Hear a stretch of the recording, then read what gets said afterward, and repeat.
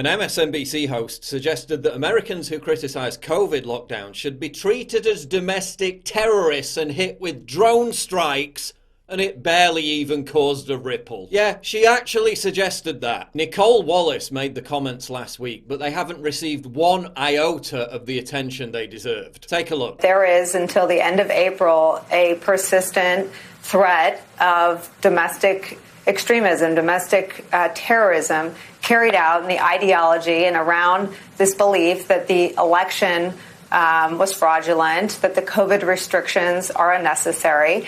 All of those ideologies pushed by Donald Trump. But my question for you is around incitement.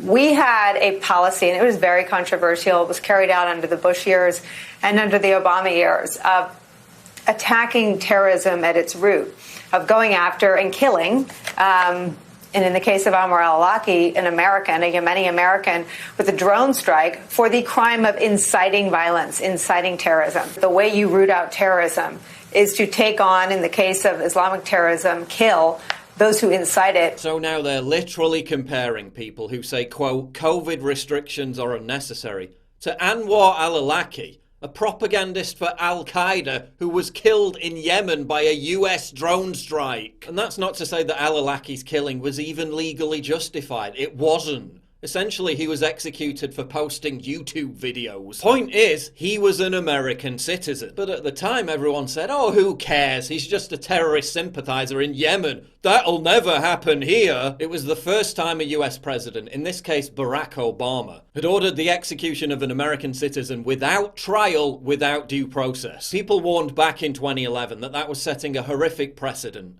And here we are. Here we are witnessing TV news anchors calling for Americans to be executed and their families to be drone striked for their opinions. For their opinions. How is it even practically possible to drone strike people who probably mostly live in suburbia? What are you gonna do? Fly a Predator drone over Cleveland, Ohio and just have it take out an entire street? But I mean, Obama's drone strikes did kill 90% innocent people, so I guess that's the precedent now, right? Trump supporters and lockdown skeptics have been dehumanized by the establishment to such a degree that they're now comparing them to ISIS jihadists. This is where we're at. And there you were thinking the media calling for people to be deplatformed, to have their bank accounts removed, was bad enough. Now they're saying, sod it, let's just kill them.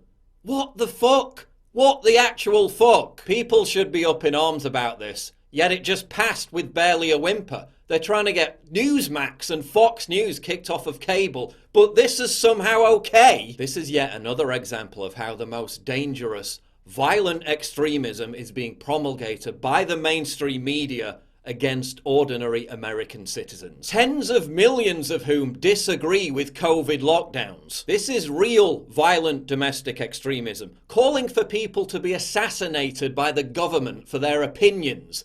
That's violent domestic extremism. And it's infinitely more dangerous because it's being broadcast to millions by a mainstream television network. It's being legitimized. How is she not out of a job? How is she not being investigated for inciting violence? The incredible privilege of mainstream journalists to spout the most malicious, malignant bile raises its ugly head once again.